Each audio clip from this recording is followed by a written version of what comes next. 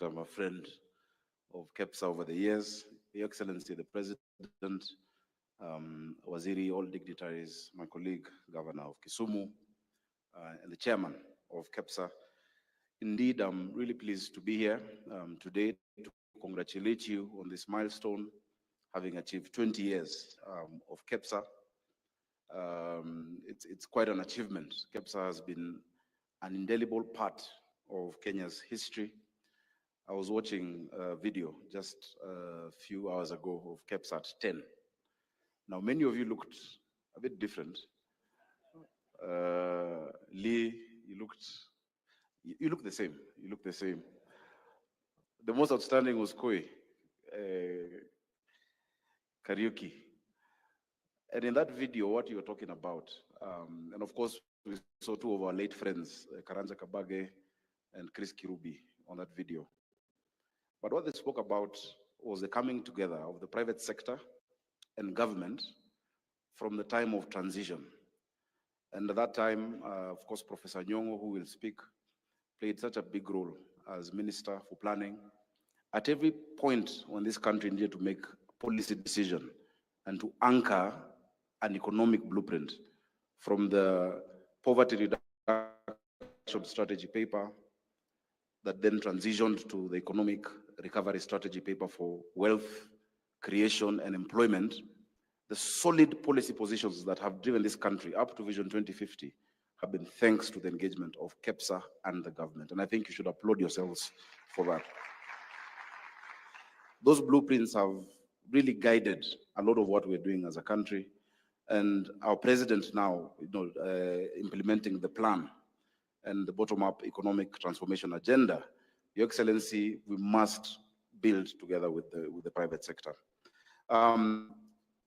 Right now, as the county of Nairobi, we're looking at the next 25 years. In 25 years, 10.5 million people will be in this city. Our population will grow. 65% of the world, is going to be in Africa. Our generation is really young. Our median age is 19.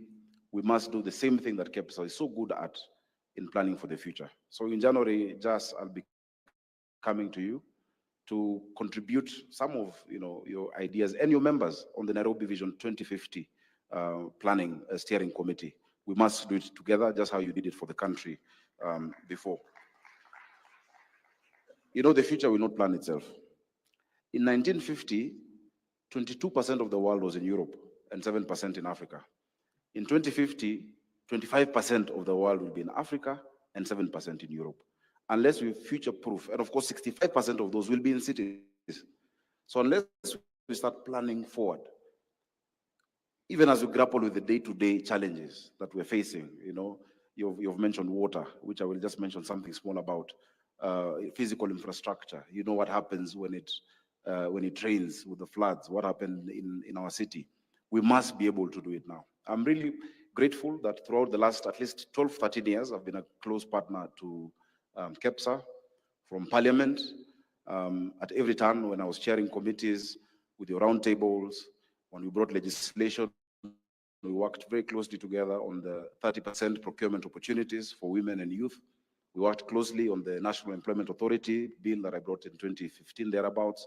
And we worked even closer when I was a senator for Nairobi. We did the first roundtable for a specific county senator and also for the governor. And I think maybe the last 1 year has been a bit busy for all of us, but I hope we can revive that with the Vision 2050 planning. The president is dealing with a lot of challenges that have, come over the years, and so am I. You need water for your businesses, and that's the example I'll just speak.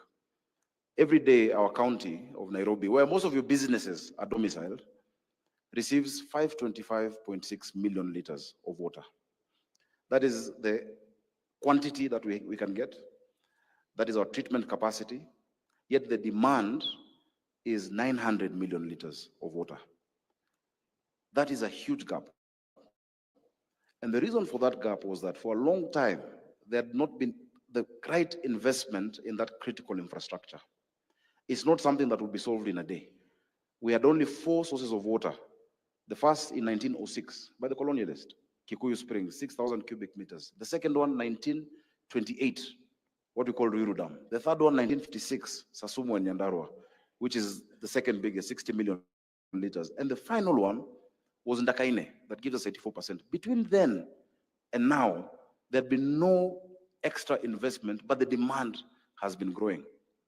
As we speak, and I want to thank the president was able to unlock the Northern Collector Tunnel. The Northern Collector is adding 140 million liters per day into Nairobi. We are now at the final stages of testing. The testing, Your Excellency, on turbidity and the quality of the water is complete. We're waiting for you to come commission because they need water for their businesses. They need water. Is EABL here? I don't know if EABL is here. They're our biggest customer. Out of the 525.6 million liters, they take 100 million liters per day. And so they leave Nairobians with just the rest. But somebody told me Nairobians end up still drinking that one, which EABL has taken. They drink it in other ways. And so with that, that is an example of how we need to partner, because we need now to think of the next 1 million liters of water. The demand is growing by 4% each and every year. I think it's a good opportunity for us to look into partnerships, what we can do together. I want to commend many of your members, because some of the interventions we've been able to do in the city have been with your members who have decided, look, I can take care of this part, where my building is, where my company is, because there's that resourcing gap that we have in the city. The other thing I will mention, because I know we don't have much time, is on the issue of infrastructure. We're working really hard to provide world-class infrastructure in the city. I know we have a gap that we must fill. Many of the roads you've seen have had issues. And Your Excellency, they don't care whose road it is. They will show vehicles on a national road and they say, Sakaja has filled the roads with his dimples, and they say, we don't want them on the road. Let them stay on your face. And I bear the brunt of it, even if it's a national road. Yesterday, the whole day we were with Wajir Chirchir from ABC Place all the way to Wathi River, looking at the undercarriage of the expressway. And we got those contractors who have been working on that. And we've committed. I want to thank the president, because we've agreed, whether it's a national road or a county road, we're coming together.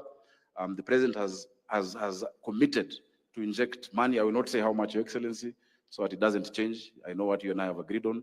We're ready with that cooperation agreement so that we can have the kind of infrastructure to attract investments in Nairobi. God has blessed us with the gift of location. From Nairobi, you're in Dubai in 5 hours. You're in Schiphol, in Amsterdam in 8 hours. You're in London in 8 hours. You're in New York in 14 hours. And it's actually 10 hours, 11 hours coming down. It's faster. I think because it's downhill. I'm told the pilot anakanyanga clutch and it comes faster.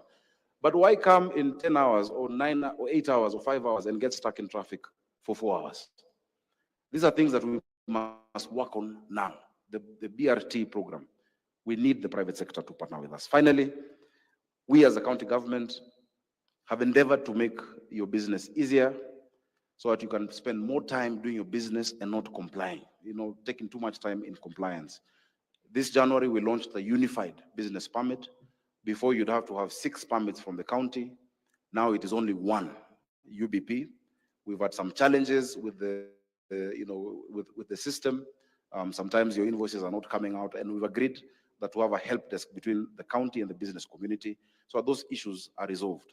The second thing we've done is to agree on 1 inspection group. The days when 1 person from City Council comes in the morning to check your business permit, the next day somebody comes to check food and hygiene license, the next day somebody comes to look at your advertising, those days must end. And so what we want to implement is what we've done with our water company, Nairobi Water, where we have a system called Jitambulishe. If somebody comes to read your water meter, you can actually ask them for their identification, dial a short code, and you can tell that there are genuine staff of the county government. There are many imposters out there who are trying to get 5,000, 10,000, but harassing your businesses. So that we're going to launch it early in the year. And we have only 1 inspection team per sub-county. We're going to publish their names in the newspaper so that you know who it is, and they all come together so that we don't harass the businesses. I think what you require is predictability in your business, stability in your business, and of course, an environment that can help you thrive. So I wish you well in your journey. We've had daunting challenges as a country, but you've stood firm. You exemplify the Kenyan spirit of resilience You know, that just that defiance to go against the odds, wake up every day, open your shop, open your business. That truly is a Kenyan spirit that we must really applaud, and we congratulate you for that. One last area of partnership that we're looking into, because I know many of you care not just about your profits, but also about ethics and about the society and the community. I'm grateful because since we launched our cash-free policy in Nairobi County, many of you have complied. We said all our revenue streams are now digitized. We've raised record revenue. This year we hit shy of 13 billion from the previous 8 billion, and it is you who've been paying. We want you to see your money working for you. But that challenge which we saw, that many of our children were missing out of school because of hunger. 1 out of 4 children in Nairobi was not going to school because of hunger. Together with the president, we launched a feeding program in this city. We've built already 17 central kitchens, and every single day, 310,000 children are being fed at 5 shillings. I hope that is an area that we can partner between the county and your businesses, because we're setting up a governance structure for it, a board where you can be members and you can support a child, or you can give us some of your produce to feed the future of our county. So asanteni sana, hongera for 20 years. Allow me to invite my colleague, Governor Nyong'o, to say something. Governor Nyong'o was instrumental during those early days. Please, let's clap for him as he comes on stage. Then I'll invite Wajir.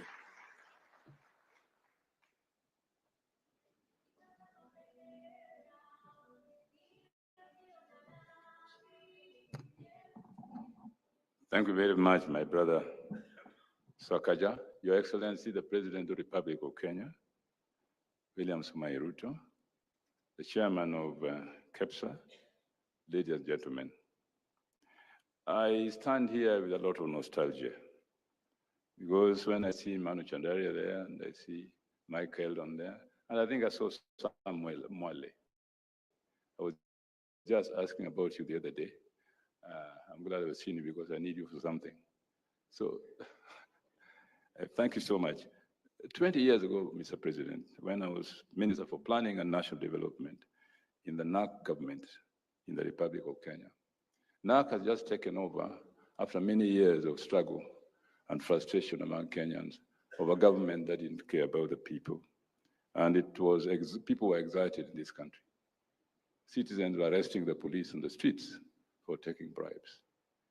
And we were all very excited, and the President Mwai Kibaki, gave me the opportunity to serve this country as Minister for Planning and National Development. I could not believe the interest people showed in trying to get a blueprint for the future of this nation. I will not go into this, that's nostalgia, but what happens at Leisure Lodge in Mombasa, when we all came together to discuss this future, is what gave birth to KEPSA. And in that regard, Mr.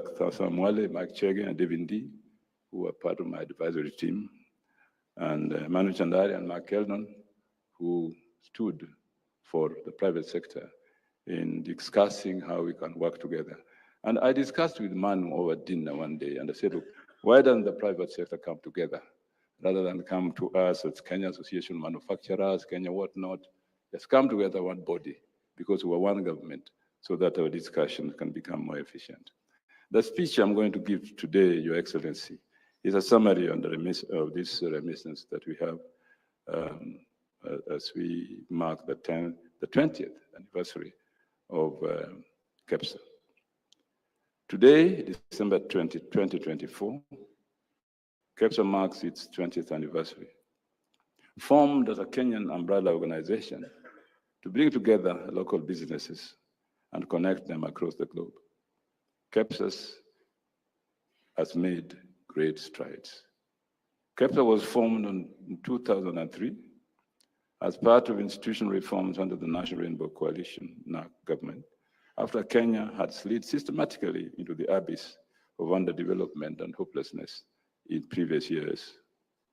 Premised on the development blueprint of economic recovery strategy for wealth and employment creation, KEPSA came into being to give a voice to the business community at the policy table. NAC recognized that this important constituency would be instrumental and responsible for the recovery by generating wealth to create jobs. By the way, as a parenthesis, civil society almost killed me for talking about creation of wealth and not talking about poverty reduction. So I said, you cannot reduce poverty if you don't create wealth. You cannot create employment if you don't create wealth. So the two are interdependent. So we must think of wealth creation before we think of poverty reduction or employment creation. Today, the vision of creating KEPSA is self-evident. In an economy that registered 7% growth from 2003 to 2007, from a negative 0.2%. This recovery also resulted in Kenya being able to rely entirely on its taxes to meet its recurrent expenditure needs without any appetite for debt. But what has KEPSA itself achieved? In commemorating this milestone, some of its achievements are the following. It has grown its membership to 64 business associations in Africa and 203 corporate members alongside a significant number of small businesses, constituting 90% of its membership that they have helped to innovate and grow. 2, effective public-private dialogues with the presidency, cabinet committees, ministries, judiciary, legislature, county governments, resulting in Kenya's rise from 136th in 2015 to 56th in 2020 in ease of doing business ranking. 3, thought leadership and insights to complex public policy issues through seminal papers, CEO surveys, PPD presentations, and national business agendas. 4, essential partner and instrumental implementer in Kenya's socio-economic development transformation from least developed country to lower middle class income country status. 5, influential in the policy formulation and successful implementation of successive national government development strategies from 2003 to 2022, resulting in Africa's most successful public-private partnership for national development. 6, KEPSA's partner organizations are well placed to support business across dozens of sectors from every corner of Kenya, and the growth in membership is a statement to this. KEPSA's public-private dialogues, global networking, and establishment of the KEPSA Foundation are some of the notable programs that continue to support businesses in various sectors, from subsistence agriculture, SMEs, to AI, with practical advice and trustworthy connections. Their unique combination of local knowledge and global reach has meant that many SMEs are beginning to access international markets and grow their business further and faster. But how has KEPSA been helping businesses? With 90% of its membership being SMEs, these companies have benefited from personalized business advice that has helped them to enhance their international potential. KEPSA thought leadership, tapping into the collective thinking of its membership, has been instrumental and influential in this regard. Secondly, a significant number of SMEs have made critical growth-oriented international business connections through KEPSA-led initiatives, such as inbound and outbound trade missions and brokerage events. Many of KEPSA members are experiencing vertical growth, that is from SMEs to middle-sized and ultimately large companies, from tailored innovation support services and strategic partnerships locally, regionally, internationally. But KEPSA faces certain challenges. And these are insights I've gotten from business community in Kisumu. First, power quality. The community experiences frequent power outages that affect production. 2, infrastructure. Roads, Kisumu, Londiani Road project has stalled. North Airport, Sabuni roads are in bad state. Sugar Belt roads are not motorable. There is also the issue of insecurity that as a county government we are very concerned about, and we are working together with the national government through the county commissioner's office to deal with this issue.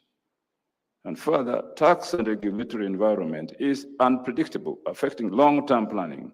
There is a need to simplify the local tax administration.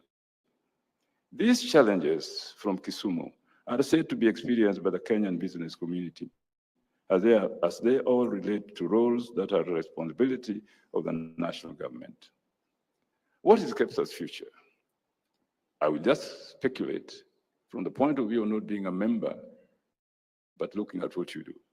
Notwithstanding KEPSA's short existence, many companies have benefited from its support. Companies across Kenya and beyond find it a reliable partner with a proven track record in helping them achieve their growth ambitions. Building on this success, KEPSA's overarching goal in the future is to improve Kenya's global competitiveness by continuously improving the business environment. The private-public dialogues, together with thought leadership, will be enhanced in a quest to achieve Kenya's competitive agenda, anchored around one, ensuring that the cost of material inputs for businesses offer competitive advantage to Kenyan companies by reviewing the cost of compliance that take the form of administrative costs, taxes, and regulation. Secondly, efficiency of utilities, water, energy, telecoms, as Sakaja said, in their distribution, consistency and reliability of service provision. Institutional, policy, and regulatory burden significantly increase the cost of service delivery, which the utilities pass on to their clients. And three, supporting high productivity by evaluating and reviewing labor costs compared to East Asia, that is emerging as commanding the global growth market in the next decade by 50% against price increases and political uncertainty in Eastern Europe and the Middle East. And four, trade and logistics that facilitate competitiveness, ensuring that inbound and outbound national transportation networks, roads, railways, ports, airports, marine, and so on, attain cost efficiency by improving facilities for production, e.g. special economic zones, industrial parks, export promotion zones, urban and peri-urban industrial areas, and so on. And finally, ladies and gentlemen, affordable cost of finance to spur business growth, targeting the export market.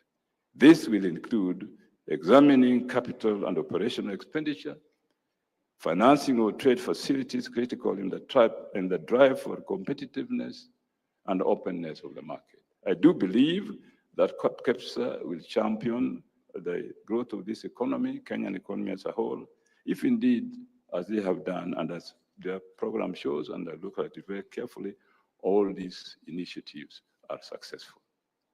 I thank you very much, Mr. President. Thank you for listening to me. I'm sorry, being partly a professor and a governor, when I got opportunity to speak at a professor, I take too long. Pole.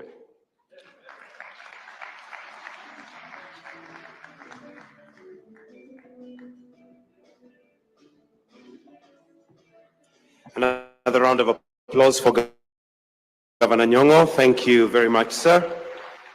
And at this point, Your Excellency, I would like to now call upon the Cabinet Secretary, Ministry of Investment, Trade and Industry, Honorable Salim Mvurya, who will in turn invite His Excellency the President. Karibu sana Waziri.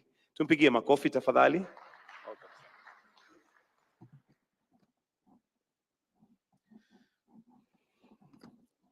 Your Excellency, Dr. William Samoei Ruto, President of the Republic of Kenya, Your Excellencies, Governors, Nairobi County and Kisumu County, the Chair of KEPSA, Dr. Bedi, and also the CEO, the Executive Board, ladies and gentlemen. Your Excellency, allow me, before I invite you to speak, to just make a few remarks, especially now that this is a celebration for 20 years. So I want to congratulate KEPSA for the 20 years anniversary, because in 20 years you have really made a huge contribution to the development of our country, and especially economic growth. As a ministry, Your Excellency, we have had a very close engagement with KEPSA, and KEPSA have been very responsible for the Finance Act of 2023, where a number of issues that they had raised were included, including the Finance Bill of 2024. And Your Excellency, even now as we discuss the tax laws, which are very critical in ensuring that we have a much more predictable investment environment, and also the Business Laws Amendment Bill. All these pieces of legislation, Your Excellency, have a very big input from KEPSA. I also want to recognize KEPSA's contribution to the implementation of Vision 2030 and also the national plan. And as a ministry, we will continue to work with you so that we enable a much more friendlier business environment. Your Excellency, one of the areas that is also very critical is also to acknowledge and appreciate that within your transformative agenda, Your Excellency, you have created new horizons that KEPSA can also benefit and also take advantage of, especially on matters of the digital and creative economy, which is a very new area in terms of technological investments. The other areas of special economic zones, export processing zones, the county aggregation and industrial parks are providing new opportunities for investment within the KEPSA fraternity. So as a ministry, we will continue to work together with KEPSA to ensure we tap their experiences, because they are the ones who have a lot of experience in most of the government policies. And in that regard, therefore, we will have policies and other administrative decisions that resolve most of the issues that KEPSA is facing at the moment. Your Excellency, I also want to say that on matters national unity, it is not a political project. It is an effort by His Excellency to ensure that we also have a sustainable and very stable environment in our country. And I would want to urge all of us, even as we are in the private sector, we support His Excellency as he continues to engage broadly to unite the country and also within the framework of the broad-based government. Finally, Your Excellency, we are also working towards ensuring that we narrow the gap between foreign direct investment and also domestic direct investment, so that we can provide opportunities for both investors to enjoy incentives and benefits from our country's policies and legislation. Your Excellency, I want to end there, but just to say congratulations to KEPSA for this achievement. It is not a mean feat. 20 years is a long time. I'm sure you have faced a number of challenges, but again, a lot of opportunities have come into fruition. And going forward, we will work with you to ensure that you continue to realize. Request you to be upstanding as I invite His Excellency the President to make his remarks. Karibu sana, Mheshimiwa Rais, Your Excellency, sir. Thank you. Thank you very much, Minister. Please let's take our seats. Asanteni sana.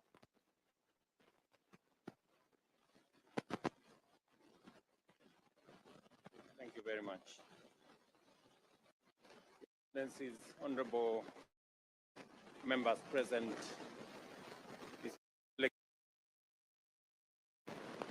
our founding fathers who are here,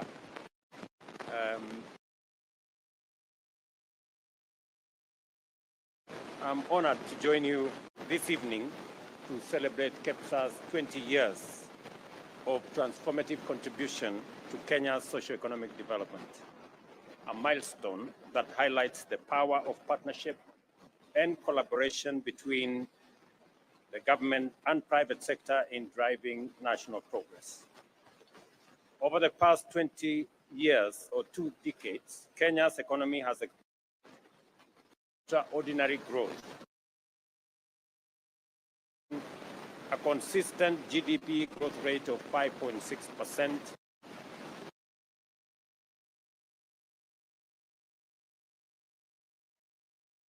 again in 2023.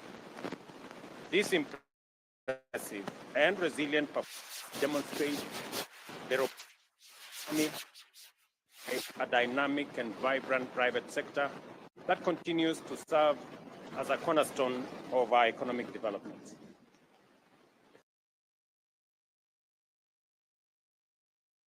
Critical areas of our economy, from agriculture, which employs over 40% of Kenyans, the service sector services drive innovation and growth. Tourism has also played a pivotal role with accommodation and food services, recording a growth of 26% in the second quarter of this year. Together, these sectors form the bedrock of our shared prosperity. Recognizing the central role of the private sector, the government of Kenya has prioritized creating a conducive environment for business through initiatives that are being undertaken by my friend Salim Vuria and the State Department's charge. These platforms facilitate continuous dialogue between government and the private sector, ensure the implementation of necessary reforms, and promote policy alignment to drive economic growth. I have had occasion to engage KEPSA in roundtables, I think 3 times, and it has been a very informative conversation. I have also asked the ministry responsible for this space to have continuous engagement, especially when we are formulating policy positions, when we are looking at what areas that we need to intervene. And I'm very happy that that conversation is ongoing. We just need to scale it up. Our collaboration has already yielded significant outcomes, including the introduction of incentives for manufacturing, e-mobility, and special economic zones. These measures, alongside streamlined tax refund mechanisms, have boosted investor confidence and enhanced Kenya's global competitiveness. You all remember when we had this conversation about tax refunds. And we made the decision that because we were having a monster of a problem that seems to be non-ending, we took the policy decision and passed it in Parliament that if KRA owes your business and in 6 months they are unable to pay you, the next time you're supposed to pay KRA, deduct the money that they are supposed to pay you before you pay your taxes. That way, we make sure that we have a win-win arrangement, that if KRA delays in paying your refunds, there is no justification for you to pay the next until you get your refunds. So you net off, and I think it's managed to improve things on both sides. I think KRA are now much more forthcoming whenever they are processing those refunds. These measures, alongside streamlined tax mechanisms, have boosted investor confidence and enhanced our competitiveness. On the macroeconomic front, deliberate policy interventions have stabilized the Kenya shilling, leading to a 20% appreciation from Kenya shillings 162 to the dollar in February 2024 to Kenya shillings 129 today. Inflation has fallen to a 17-year low, declining from 9.6 in September 2022 to 2.8 this month. Additionally, foreign exchange reserves have surged to US $9.5 billion, ensuring robust import cover and strengthening our financial markets. You all remember 2 years ago, we had a big challenge. In fact, the first group that I met were the oil marketers. And the oil marketers were really in trouble because we spend close to $500 million every month to service our oil products imports. It was a big challenge, and we managed to design an innovative mechanism working with local banks and structured what many people did not think it was going to work. But today, we have a working mechanism that has removed pressure from banks. I remember banks had become rationing dollars that are available to importers. We have since resolved that issue, and I am very confident about the future, that even companies that could not remit, dividends to foreigners, and they had to wait for months to be able to do that, that challenge has now been removed, sorted out, because we have consistently worked with the private sector to identify areas of collaboration and partnership that would help to resolve the challenges that face our economy. I must say here that for the first time, I realized why a big bank is necessary. Because all the other banks took off, and we were left with Kenya Commercial Bank, and they sorted us out. Congratulations, Kenya Commercial Bank, for standing in the gap. Subsequently, many other banks have come on board, and we are now working together with confidence with all the other banking institutions. The outcomes, of course, have restored market confidence, significantly reduced the cost of servicing external debt, and created fiscal space to support our development priorities.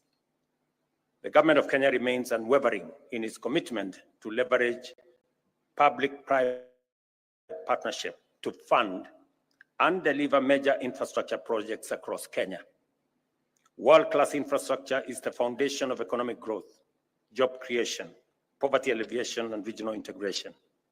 From successful collaborations such as the Nairobi Expressway, the County Aggregation and Industrial Parks, and the Lapsset Corridor, we have demonstrated how PPPs can mobilize private capital and expertise while reducing the fiscal burden on the government.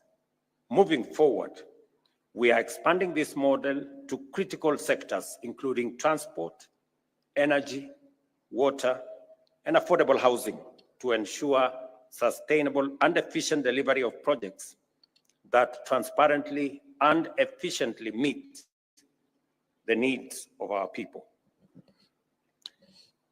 Let me say this, that private-public partnership is the way to the future. We are currently in consultation on how to deliver universal health coverage. And one item that is critical to the delivery of universal health coverage is equipment in our hospitals, whether we are talking about MRI equipment, whether we are talking about dialysis equipment, and many other equipments that are necessary for the delivery of UHC. Of course, apart from human capital that we require, and apart from medical commodities that we require. And we have agreed in a structured manner with all the stakeholders, including our county governments, that using the model that we used before under the managed equipment service, we have improved on that model. In that model, we contract suppliers who supplied equipment, and we use the equipment to deliver service. We paid the suppliers for that equipment over time. This time around, we've made it even better. We have told the suppliers, because the challenge we had in the other program was that we had some equipment delivered to some hospitals that did not work, and yet we paid for them. And some of the time the equipment worked, some of the time it did not work, but we paid for them. So we told them this time round, you deliver the equipment, because this is a public-private partnership. We will pay you for the service of that equipment. If you deliver for us one MRI, one MRI service, we pay for that service. If the equipment is down, we don't pay. If the equipment is not functioning, we don't pay. That way, everybody does their part of the bargain. Equipment that we have used public money to pay, yet working. Or we also eliminate paying for equipment that is not providing any service.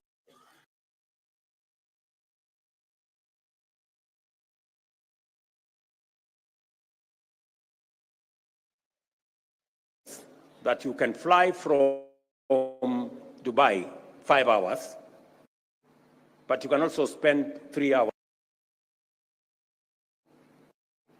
But thanks to the expressway,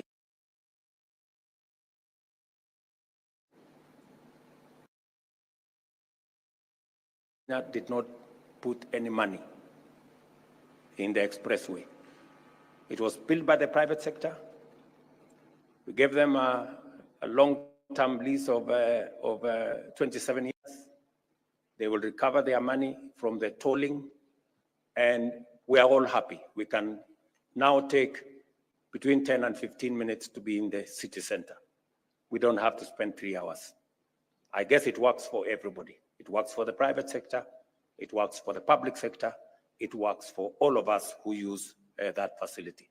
And that is how the future is going to look like, because it provides us a win-win arrangement.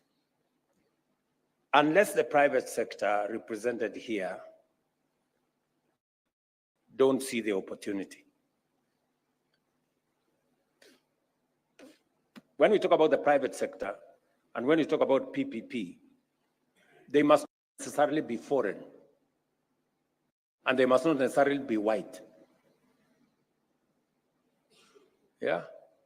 So you should put yourselves together and deliver some of these projects locally. We have sufficient financial muscle among some of you who can help us deliver some of these projects. Let me give you another example. The governor of Nairobi again has said ably how we are going to give him 140 million liters every day beginning shortly, because we have just completed the project, the Northern Collector. But he didn't tell you the difference this time round. I have told him that we are not going to give him the water for free. He is used to free water, this man.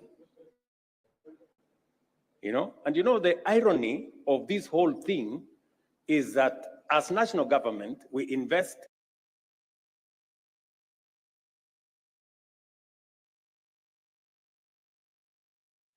deliver water to utilities. And when that water comes to the city, it is free. So we go looking for taxes from Kenyans to go pay for the dam. And meanwhile, we have delivered water for free to a city. And that is why the city sometimes is not conscious. That's why most of that water is wasted. Because if you get some water for free, you are not very keen on how you use it, you know? So now I signed the law 2 weeks ago, the new water bill. We're now going to have a bulk water. We're going to sell him water at a fraction of what he is selling to the public. And we are going to invest that money in putting up a new dam for him so that we can meet the gap that he has said. He said he needs 900 million, and that is growing. He now, even if we give him 140 million liters, we still have a gap of almost 250. That way, we make the whole cycle sustainable. And because there is no free lunch anywhere in the world, I guess there is no free water anywhere in the world. And if there was, the county would be delivering free water to citizens, but they are not. So again, we have to build sustainability into this. And I want to invite again the private sector, because now we have a revenue stream. You can invest in in water, and we can pay you for the construction of a dam because we have now a revenue stream. So these are some of the areas we are building on sustainability to make sure that we can achieve the aspirations that we have in a sustainable way by working together in that manner. So the private sector has a very big role to play going forward. Whether it is in delivery of our electricity, all of you know that today it is the private sector that invests in our electricity. Through the power purchase agreement, once we give you a power purchase agreement, you can put your money in generating electricity. And that is what is going on with all the green energy we are producing. Now we have a water purchase agreement. We are going to have the next thing so that we can invest in that area. Let me also say the following. Because we are discussing about KEPSA and the private sector and what they can do. Look at what we did with Kenya Power. We made the decision that Kenya Power is not entirely going to be run by government or directors from government. That is why we surrendered 4 director positions of Kenya Power to the private sector. And we asked the people in that space who were equally shareholders of Kenya Power to give us directors to run that entity. And I pulled back government influence from Kenya Power. Look at the transformation we've had. This year, Kenya Power, that has made losses forever, made a profit of 36 billion this year. That's what it is. That's what the private sector, the difference the private sector can make. And we can continue, and we can continue, and we can continue. And that is why the private sector in Kenya is punching below its weight. There are bigger opportunities. The private sector needs to be much more robust. I will give you another example. We are, as a country, we have the 3rd largest livestock herd in Africa, Kenya, that is. We have the 3rd largest herd of livestock in Africa. And the irony is that we import all the leather products, all the shoes, and we throw away our hides and skins. I have looked for a guy called Rao. I have begged him. I don't know that Rao is in this meeting. And I have really been on his case because he happens to have an idea of what we can do around leather, because at least he's producing local leather in Kenya. And we want to support that enterprise. I was talking today to the pastoralist community in Kenya, why we need to do more professional flaying of removing of the skin, that is, and hides.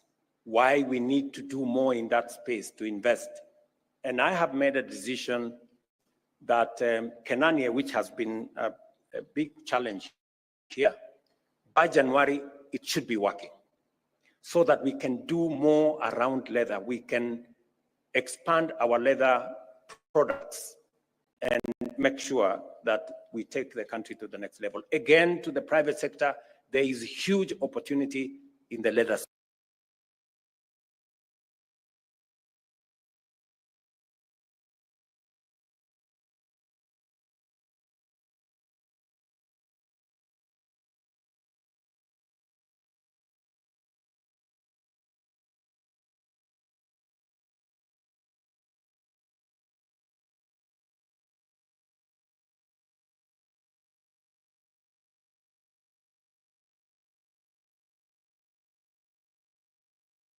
Space. And I wish of Nairobi talk about digitization and a cashless Nairobi. I did commit that we are going to move government services online. We had 394 services online. Today we have digitized 20,855 government services. We are getting everybody. We have closed down 1,100 pay bills, some of which were even going to private hands. Today, all resources paid to government is paid to one channel. In government is paid to one channel on eCitizen. And we have seen significant increase in revenues, government revenues, because the opportunities for pilferage using manual systems has been eliminated. But you see, it doesn't stop there. There are people who have taken us to court because they don't want the digital process. Among the people who have taken us to court are headmasters of our schools. You cannot believe it. We have managed to get everybody to pay for government services using eCitizen. We are yet to get our schools. Just ask yourself, why should somebody want school fees to be paid manually and write some receipt there? And then, you know what happens. But I will go after them. They will not succeed. We must get them, we must digitize even school fees that is being paid by our parents. Our parents must get an account of how that money is being used. So that whole space around digitization is a program that will help us enforce accountability, enhance integrity, and make sure that we can account for resources that are given to us by the public. This commitment, as I have said before, is non-negotiable, as it forms the foundation upon which trust of our citizens and partners is built. By removing barriers and fostering a more predictable and supportive investment environment, we are attracting local and foreign investors, driving economic growth and creating jobs. Our ambition is to grow foreign direct investment inflows to 10 billion shillings by 2027. This target will be supported by strategic initiatives, including the establishment, as was said here by Minister, special economic zones, and I'm negotiating for one in the county of Kisumu. Professor here asked me that we have 7 new special economic zones, and one of them is going to be in Kisumu, and to enhance infrastructure, as was said by Professor here, roads, making sure that we unlock our roads infrastructure. Again, there is an opportunity for private sector to play a part in some of the things we had around securitization of some of the resources to unlock the resources for us to do the roads, and policies designed to boost investor confidence. These efforts are already bearing fruit, with over 230 billion in investment secured through improved ease of doing business reforms. Kenya is now well positioned as a regional investment hub, leveraging its strategic location, robust innovation, and strong public-private partnerships to unlock opportunities and drive shared prosperity. Let me conclude by saying I am truly happy, ladies and gentlemen, and assure you of government's and my personal support as we advance our partnership to unlock Kenya's full potential. From 2025, that's in a few days from now, we will introduce the quarterly dialogue sessions with the private sector to address bottlenecks to doing business and explore opportunities for deeper collaboration. All I ask you as private sector is to find mechanisms of bringing this umbrella body, bringing everybody on board, including our friends at the Chamber of Commerce, so that we can work together. Additionally, we shall launch a dedicated effort to better coordinate business climate reforms, ensure that Kenya becomes the natural home of global, regional, and domestic investment. We will continue to expand the horizon. As you all know, we successfully negotiated the Economic Partnership Agreement. We are in the process of negotiating with the US. I know many of you are wondering whether AGOA is going to be renewed. Let me confirm to you that it will. I have it on the authority of many of my friends in that country. And I believe that the new administration is also going to support our AGOA plan. Once again, congratulations to KEPSA for 2 decades of extraordinary achievements. Together, let us drive Kenya's economic transformation into 2025 and beyond. Thank you very much, and may God bless you. A round of applause for His Excellency.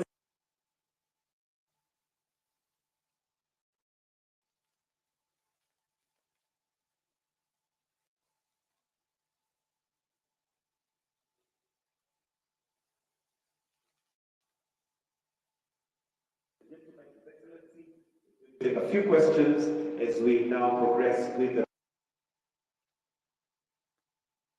the next few minutes. Carol, you can take the stage and proceed with your questions. Carol. Thank you, Excellency. I think you've said everything that we needed to hear. I know we really wanted to have a panel earlier, but we know because of the interest of time, you want to do the panel. No, they allow longer panel with the members of KEPSA and a few others. Then your team says because you have another engagement that we cut that down. But I think some of what has been said, especially by Governor Nyong'o, has covered a lot of what the past chairs would have said. And so thank you very much. I know that we had also a few partners from TMA and Nation Media who also needed to say what the journey has been working with us. And it would have been really good for you to hear all that. But we know, as we said, this is the launch of our celebrations. We have the whole 2025, and we'll continue to do different events, different activities, and within that, we'll have some of these conversations that we hope to have had this evening. But in the interest of time, we had asked you members to send us questions, and some of you complied and sent us, and we sent them to His Excellency, and there are a few that I'm going to ask. And if the His Excellency has maybe a few more minutes and he wants to ask from the audience, then I'll allow him to do that. But let me say this, and many do not know. Of those seated here, the longest serving public official or government official who's worked with KEPSA is actually His Excellency right here. And I'll tell you when we started. During the coalition government, when we had, he was the minister, and I've told him this before, the first call I ever got from a minister during those times, and you remember it was the landlines, it was from him. And after that, he was the deputy president. We worked with him, and now he's the president. You know, so of the serving government officials here today, I think you really take the cup. And so for you to honor us and come for this celebration, we don't take it lightly, because you know us very well. You know the journey we have walked and the things we've worked together that was said earlier. But as we go forward and we're looking at 2025, and you've said some of the things we're going to work, and I'm so excited that the roundtables will be quarterly, you know, and we will surely bring everyone. And where we have challenges, we will come to you, and I know you will resolve them. As we look forward, we've had the story of our history, and I think Governor Nyong'o captured it very well. But we are looking forward. And we are thinking, okay, so what does the business look like? There's a lot of turmoil globally, geopolitical politics, You know, we've seen different things happening in Europe, in the US. Right now, I think we're seeing even in Asia, some of the turmoil. So business is going through a lot of challenges. Business in Kenya, and I've said this to them very many times, that you're the most resilient business I know. When I engage with businesses globally, you know, you work hard within very tough times, COVID, drought, and name it, and you've done well. But as we go forward, there's some of the things that the business wanted to hear, you know, and I know you've heard this even from the public, the tax burden. And you have proposed some of the reliefs that you're looking to ease the tax burden, especially for business to thrive. And I know this must have come from our SME especially. And maybe briefly, the president, you'd tell us, what are you looking at in terms of alleviating some of this burden so that we can grow even bigger and more businesses in this country? Thank you very much.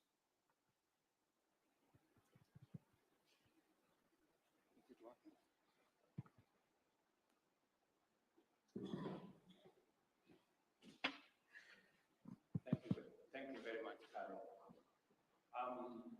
The issue of tax is an important conversation for all of us to have as a country. I will be signing on Wednesday tax reliefs that were proposed to us in the business amendment bill that is now on its way to my desk. This is specifically to provide relief for areas where we felt maybe business took a beating, so to speak, whether it is on our health issues or on our housing issues. Now, the people who are paying more because they earn more, they are going to have a relief, to enjoy a relief, which means we can take off some of the burden from them. Secondly, when you look at some of those interventions, well, let me speak about housing. I mean, the business community should be looking at what is housing doing. Housing means we do more steel. The steel companies should be looking at opportunity. 200,000 housing units every year means we consume more steel. It means we consume more cement, and that is the reality. It means we have more transporters. It means we are doing more business. We are driving the economy more. So I would want the private sector to look at the opportunities we are creating in some of the interventions we are rolling out, whether it is in housing or even in universal health coverage. We are importing 70 billion shillings worth of health commodities to Kenya.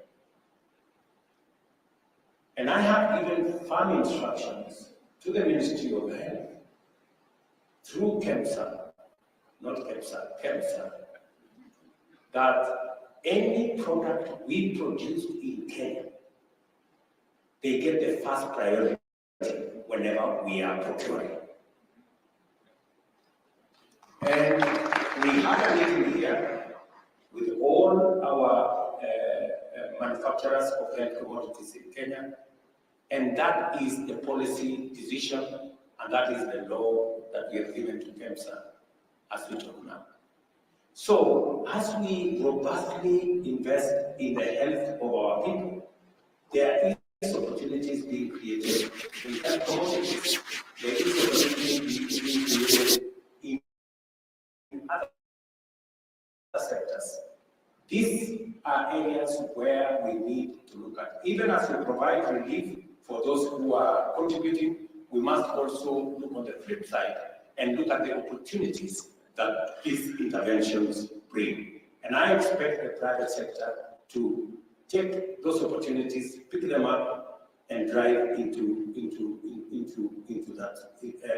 investment and into opportunities for growing our economy.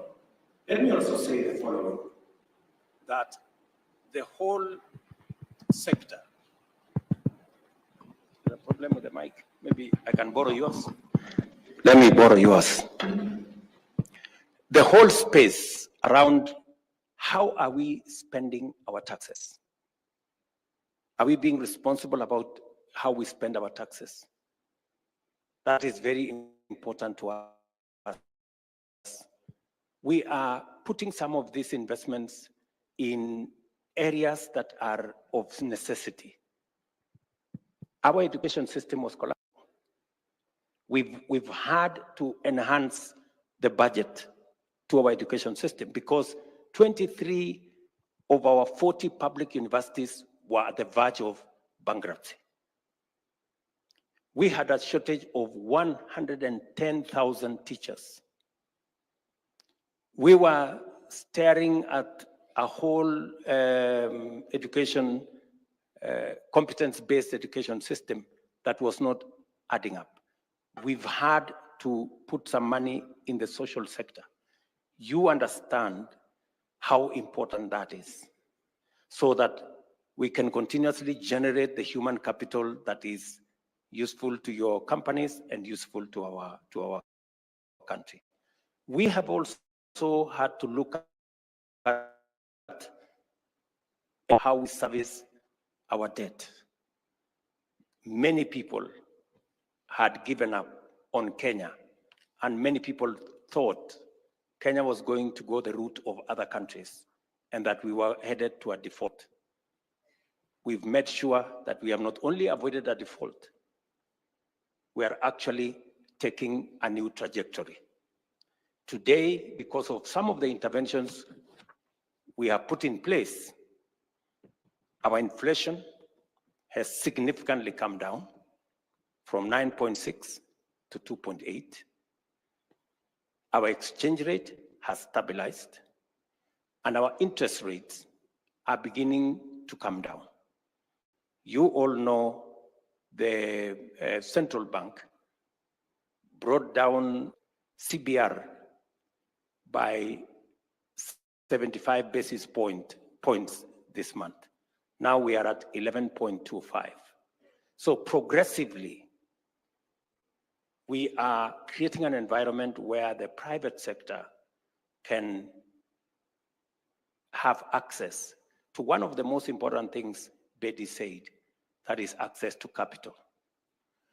The more we crowd out by excessive borrowing by government, the more we create a situation where the private sector cannot access credit. Let me also say this finally. I've had to make the difficult decision that we haven't been able to make for the last 10 years, to think about our savings as a percentage of our GDP. I am very happy that today we have been able to make that decision. And what we were doing in the past, where all of us were contributing, 200 shillings to NSSF and all that, and we didn't have quite a clear mechanism of how we are going. Today, that has changed. We are now in a different trajectory, and we are creating a bigger pool of patient capital, of patient money, that now can progressively be available for us to manage our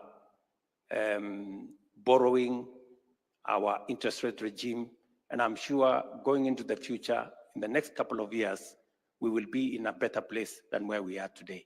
But we've had to make those decisions now. And I decided that I am the guy who is going to make those decisions, however difficult they are. Thank you. Thank you very much. You've actually answered two questions in one, which you've done very well. And and our banks are doing very well. We are very excited about that, but we felt that how do we minimize that gap? Then there was a question again on ICT, which we've done very well again as a digital economy, and it's an area that we are pushing. And even as KEPSA, we are actually incubating the BPO sector right now, so at the BPO the whole sector, all those associations and all the members can come together as an association, and we are helping in incubate them, that they can grow. But the SMEs feel that they don't understand what plans are, especially for emerging tech startups. We're starting to see taxations on digital products, and the tech startups are wondering, then how will we emerge? How will we become the Microsofts of today with this kind of environment? And so the question is, how do we protect the tech startups as we grow our digital economy? The tech space is a very important space to us. In fact, it is one space that I have really worked hard to make sure that the creative economy is built and is monetized. Many young people in that space did not have access to the monetization instruments. I had to negotiate with TikTok. I had to negotiate with Facebook. And today, Kenya is among the 4 countries where creatives in that space can actually be paid or can monetize that space.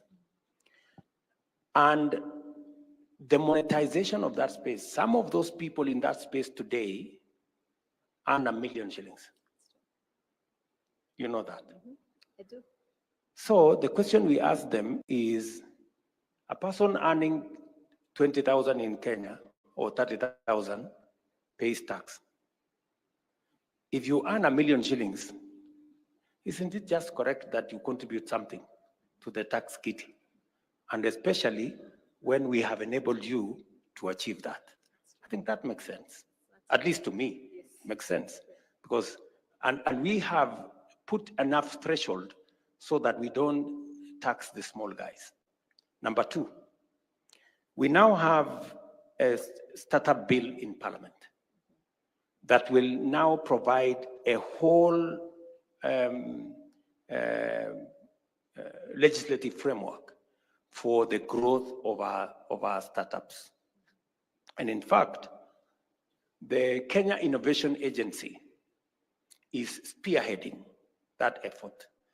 And to be able to give it impetus, that Kenya Innovation Agency was lost somewhere between the Ministry of Youth, the Ministry of ICT, because it had too many things it was doing.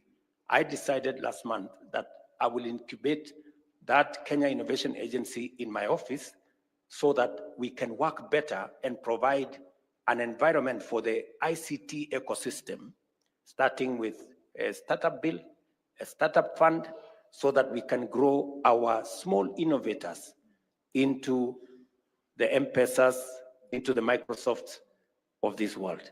So that is the space we are working on.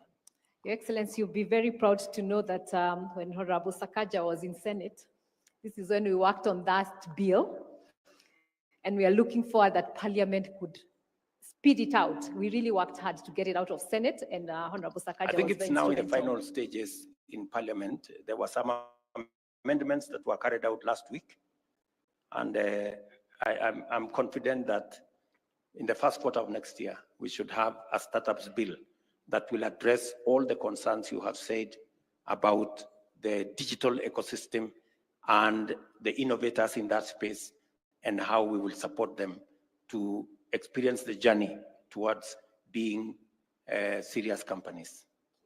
That would be excellent. And my final question, in the interest of time, we're looking at the global environment, the changing global environment. And one of the sectors that is affected a lot when the supply chains are affected by wars and all other logistics is the manufacturing.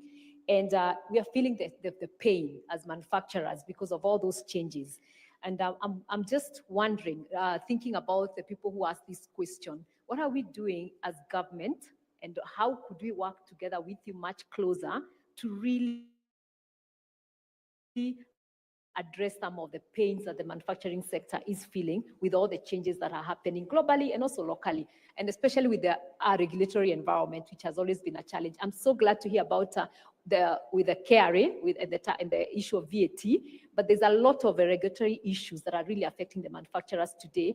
And if we are going to move our manufacturing from 7% to the 15% as envisioned in Vision 2030, something has to change drastically. I agree. Something has to change drastically. And it has to start with the manufacturers themselves. I'm sorry to say this. We must change the way we view manufacturing. Manufacturing cannot be importing everything from somewhere and then coming to paint it here and call it manufacture. Surely, that cannot be. There is a statement that was said by Betty, your chairman. He said, we have 5 containers. For every 5 containers that come from abroad, only 1 goes back with manufactured goods. That means, I don't know whether Kenya Association of Manufacturers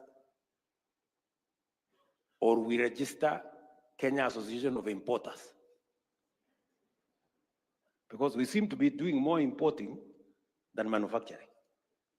So we actually need to have a conversation on the subject of manufacturing.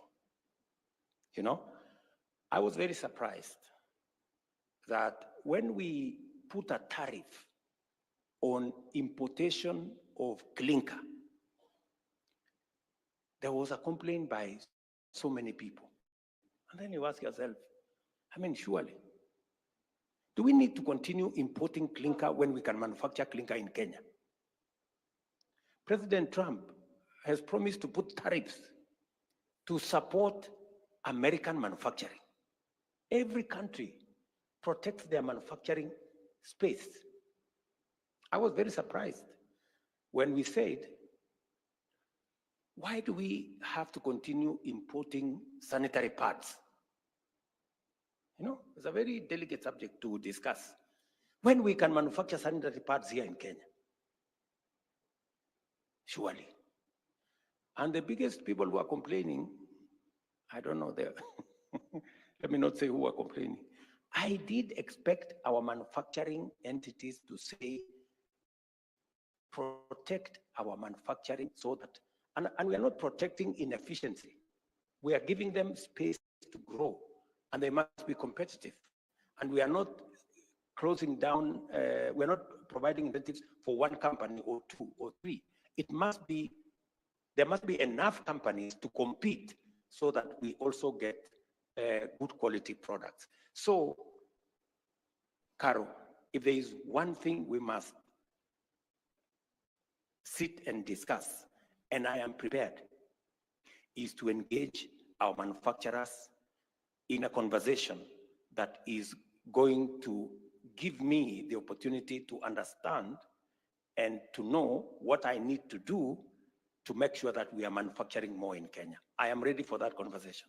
And I am ready to make whatever decision that has to be made to promote locally produced products in Kenya. Because that is the way we are going to create, that is the way we are going to create jobs. That is the way we are going to create wealth, as Anyang' Nyong'o said. If we use local products, local raw materials, whether it is for clinker, whether it's for steel, whether it is for leather, whether it is for textile, you know, because we are exporting a lot of textile products from Kenya. We're among the largest importers to the US. But unfortunately, we are importing cotton from elsewhere. And that is why I have a very robust plan and program we have rolled out on cotton manufacturing in Kenya. I am happy. I had a conversation with Professor Anyang' Nyong'o on what we are doing around the cotton space, the governor of Busia, the governor of Elgeyo Marakwet, and all the other cotton producing counties, because it cannot be the case that we are importing even products that we have raw materials to produce in Kenya. Caro, I mean, it's just the right thing to do. And please, the Kenya Association of Manufacturers, I am open. I'm ready to have the first meeting with the Kenya Association of Manufacturers in January. We can start the first meeting in January so that we can all agree how we are going to move things into the future. Thank you very much, Your Excellency. I think we'll make sure that that meeting happens, and all the other small manufacturers, we have a lot of SMEs who are also there. So we'll coordinate everything and make sure that it happens. And know a lot of the issues are under regulatory, but I think those are things we'll discuss. But the other thing, Your Excellency, you'll be proud to know, we just launched about 2 weeks ago our roundtables with the regional economic blocks. So that way, we're also engaging the economic blocks of the counties on these same roundtables and making sure that, because that's where the businesses are, this is where the raw materials are, so that by the time we are coming to you, we have established and made sure that everything is done at that level, at the county levels and all that. So you'll be seeing a lot of that happening from next year. I don't know if you want to take any question. I can take one or two. One or two questions. Okay. There is a lady there. Maybe, and Derek will take one gentleman.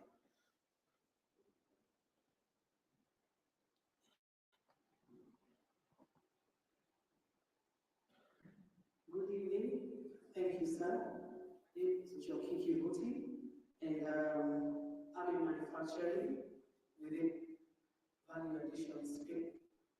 I just want to and ask.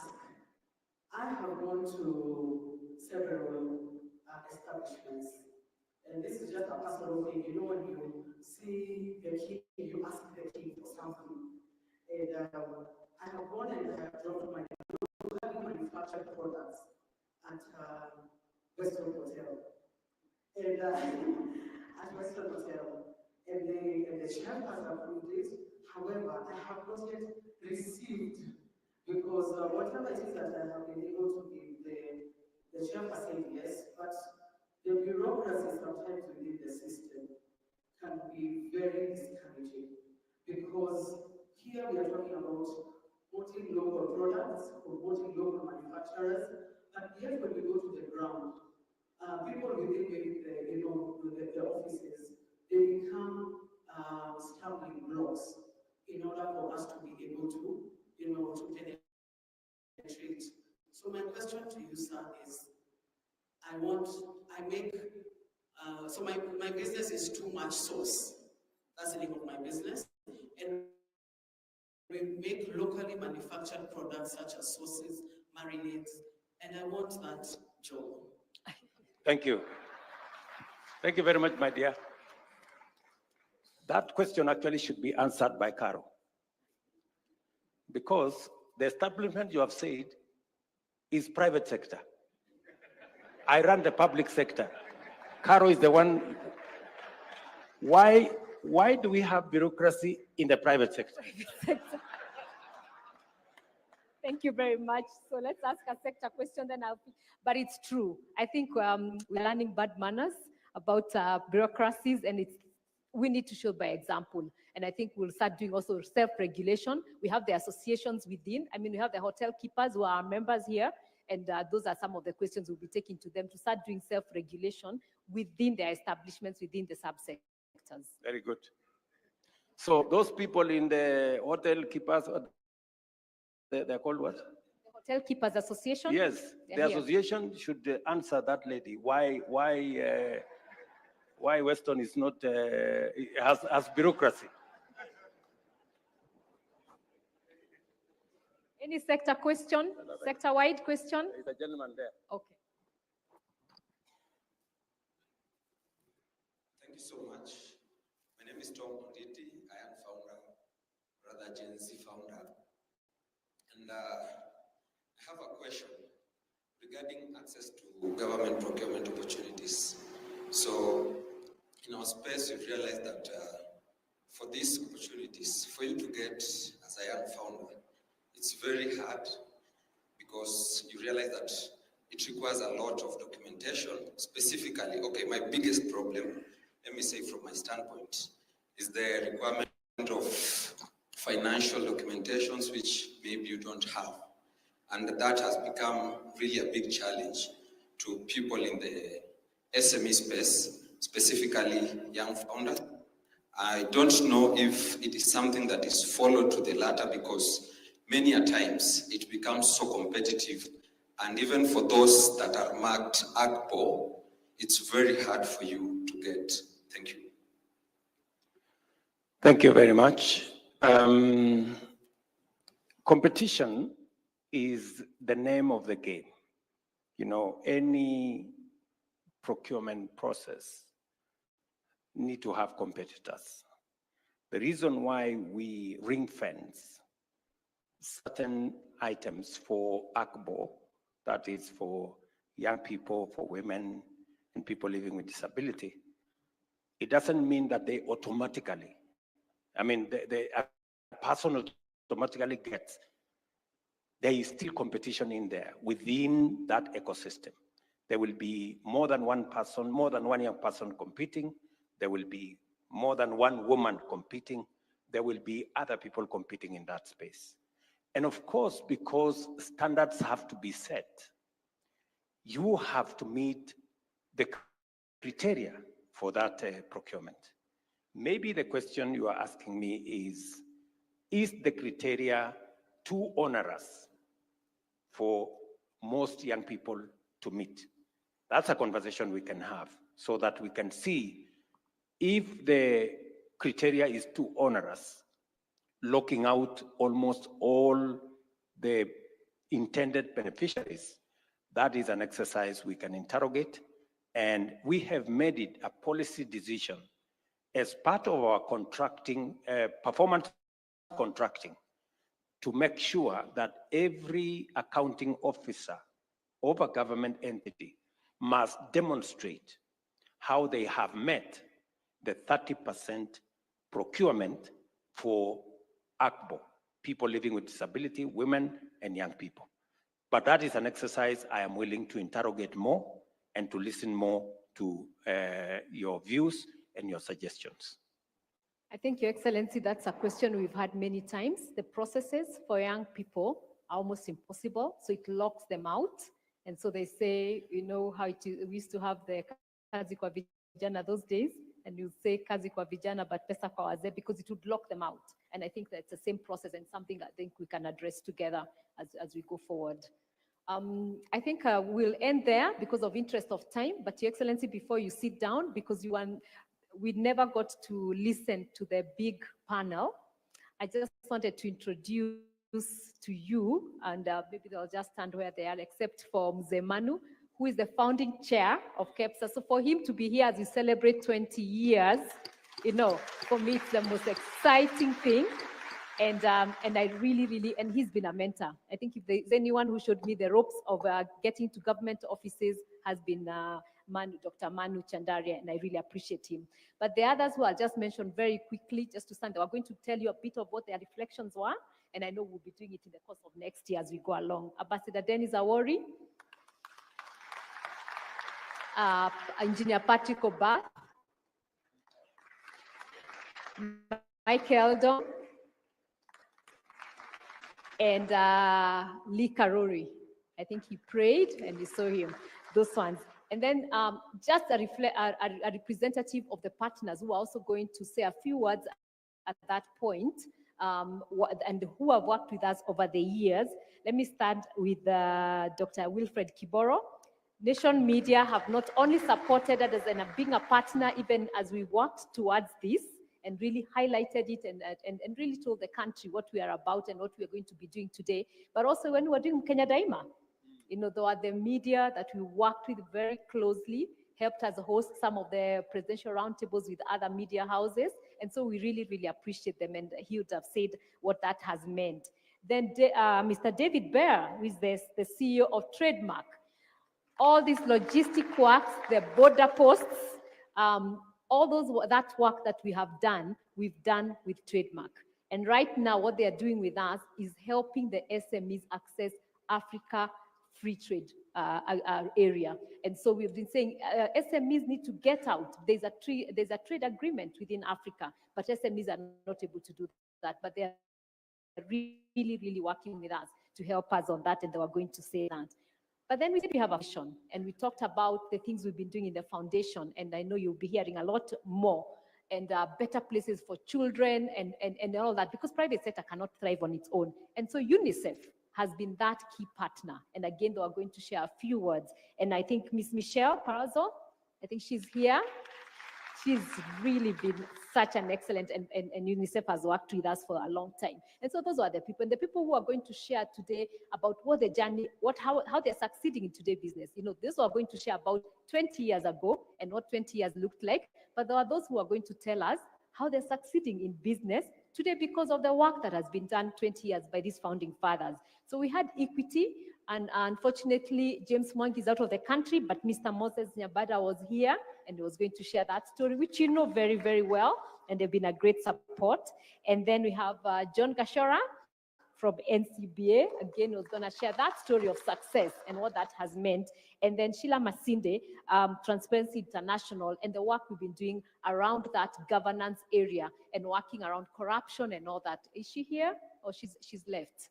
I think she's left. So that though I'm just going to give some of those highlights. But as we said, because it's a whole celebration for the whole year, we're going to be able to have events where you can hear some of these stories more and explain that. But I really want to say thank you on behalf of management and everyone else for what you've done with us and continue to do. This year alone, as the president said, we've had 3 roundtables, and this is considered another engagement with him, which is, we can consider it a roundtable because we've really resolved some of the things that we were thinking about. And again, also with the CCA in September, which again was a very good engagement with the foreign investors. And so we look forward to those quarterly meetings, and we're here to make sure they happen and they work well. Thank you. Thank you. Thank you very much, Carol. I hope you are not blaming me for all those people who missed the opportunity to say something. Because I was here on time when I was asked to be here. I was asked to be here. And maybe I was told you are here from morning. You should have given them an opportunity to do so. Actually, we're here from morning, but because we wanted you to hear the story from the history. Okay, I will create another time, especially to listen to the ancestors, the people who... yeah, you create that time and we'll do that. The people who brought this together. Yeah. But let me say thank you to all of you for accommodating. I have another engagement with, I'm already running late, but it was really good to engage with the private sector, and I look forward to those meetings of where we can, you know, engage and sort out problems so that we can allow our private sector to move on. Thank you very much, Trademark East Africa, for what you're doing, supporting the business space and all the other partners, UNICEF, Nation Media. You know, I am a great customer of the media. That's and the only unfair thing they do to me is that when they make money, they don't share with me. But I think they are doing a fantastic job in profiling all the good things that is being done, and sometimes all the bad things government does. So, but it is, I guess it is something that we have it's part of the systems of checks and balances, and we are all happy to be part of it. So thank you very much, and thank you for your time. Thank you very much. And as you wind up, you cut just a slice of cake to mark this event. On this hour, we want to introduce our guest, Professor PLO Lumumba, advocate of the High Court of Kenya and Tanganyika, as we talk about legal, political, and institutional challenges. Will the IEBC achieve legitimacy before 2027? Professor, welcome to